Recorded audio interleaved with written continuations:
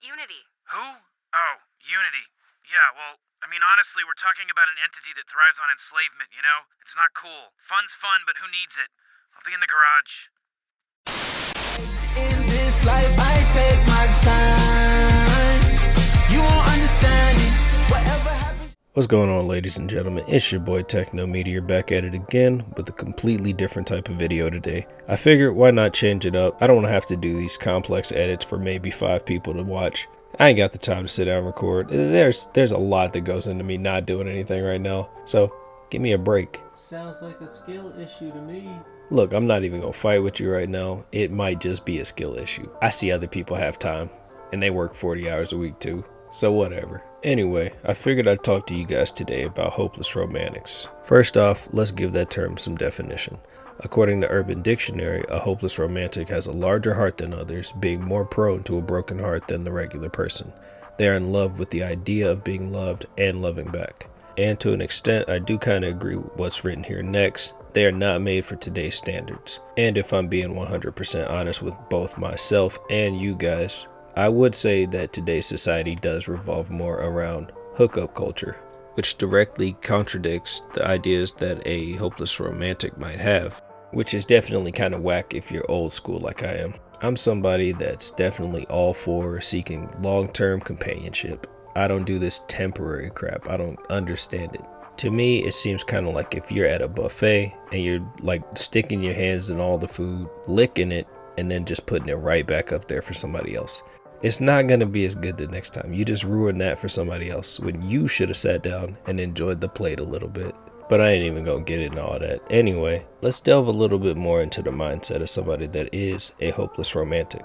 As the definition stated earlier, these hopeless romantics do tend to have bigger hearts than the average person. This opens them up to more emotions, both positive and negative. Throughout the endeavors of seeking a long-term partner, it only makes sense that there will be ups and downs. Some of you might be wondering, why seek validation from anybody when you could just self-love and be okay? And me personally, I'd rather you not think like that if I'm being real with you. As an artist slash editor, I completely understand why people would crave some sort of validation from anybody else. Me personally, I don't believe that it is inherently bad to want to know whether or not what you're doing is good or right.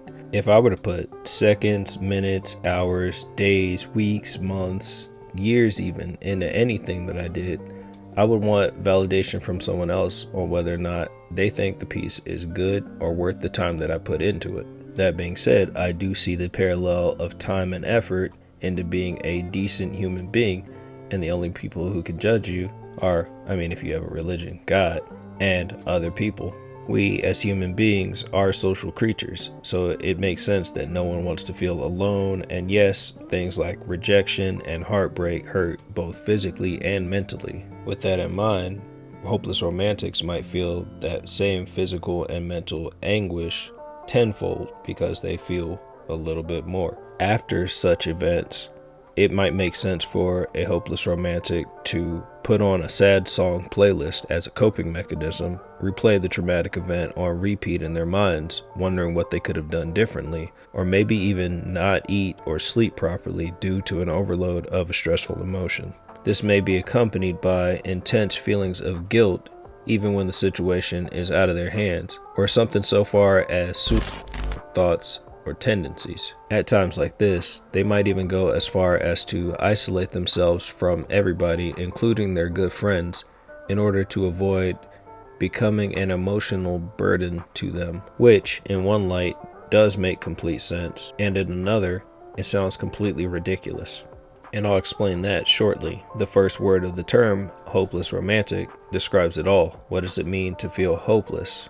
Without hope, obviously. The feeling of hopelessness stems from giving everything your all only to fail, leading to you feeling as though you should not try anymore. It's like, what's the point? Why did I waste all this time and energy on something with no return? I'm a failure for not achieving what I set out to do. I should just give up. That might be some of the things that someone down in the dumps might think. As I said just a little bit ago, in one light, it does make sense that you would want to do something so far as to self-isolate and stay away from your friends, when you're feeling extremely low. And I get that if you're feeling like a failure or feeling like you just let them down, that you wouldn't want to pull them down with you. As I also said though, in another light, this is completely ridiculous. I'll tell you what I meant by that. What are your friends there for? It's a common mistake to think that you're dragging them into anything. These are the people that'll look out for your best interest if they are true friends. Well,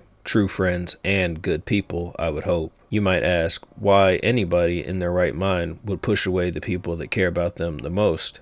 And that's the thing. Anybody in their right mind.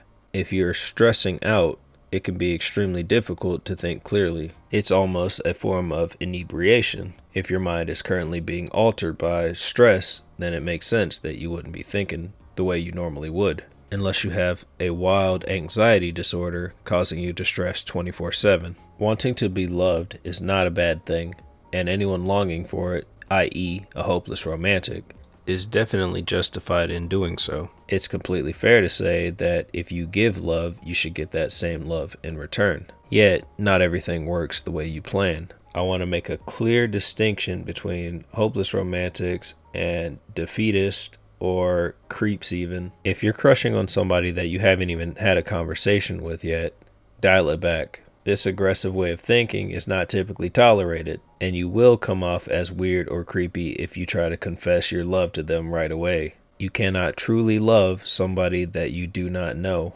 So hopefully you'll take the steps necessary, talk to this person that you're interested in. Hopefully they return the feelings and you go from there. With that in mind, if you like them and you do not try to talk to them and you give up before you even try, that makes you a defeatist, a person who expects or is excessively ready to accept failure. I heard this quote somewhere once and it stuck with me, but I don't know exactly what it came from.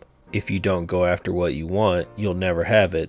If you don't step forward, you're always in the same spot. And I don't want to put it this way, but I hate the defeatist mindset. Why in the world are you giving up before you even tried? Over the years, I've grown to completely hate this mindset. I do not like people thinking like this. I want to smack love into you. I want you to know that your feelings matter. Looking back at my high school and early college self from the current age of 30, I would have wanted to punch the shit out of myself. Like, love yourself, you little stupid ass mup. Okay, I mean, I wasn't that bad. I might have played it up, over dramatized it a little bit. Cause like if a girl talked to me back then, I'd talk back. Shit, I ain't no punk. But I mean, like, I was a little shy guy. Never really the one to initiate conversations. I mean, I'd go out of my way to like help you with your homework or whatever. Yes, I was the shy, smart kid that everybody cheated off of. But I was also a little flirt sometimes when I felt it.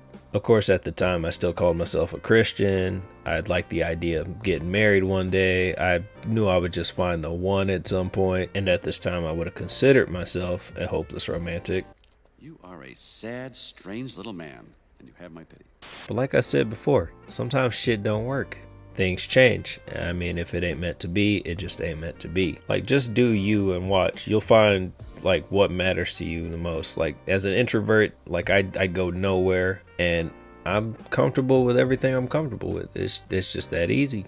You grow into it. You sort of grow into who you are, and whatever makes you happy makes you happy. You keep those things around. Anyway, that's enough of my incoherent rambling. Hopefully a little bit of the chaos made sense to you. And I want to thank each and every one of you for even getting to this point in the video. If you guys want to see more of these types of videos, just let me know with a thumbs up. And if you haven't already done so, please subscribe. I'm currently making the push to try to get us to 500 subscribers by the end of the year. And as I'm doing this video right now, as it stands, we're at 475. We need 25 more subscribers, so please, I would appreciate it if you share this video with your friends. Every bit helps me get closer to this dream of love that I'm chasing, and I'll tell you all about that someday. Also guys, the songs that I'll be using for like intro, outro, they're all going to be in a Spotify playlist that I'm leaving in the description, so feel free to check that out too. Till next time, I want everybody to stay safe, and remember, you deserve to be loved. See ya. Hit your phone up, girl, I know it's 3 a.m.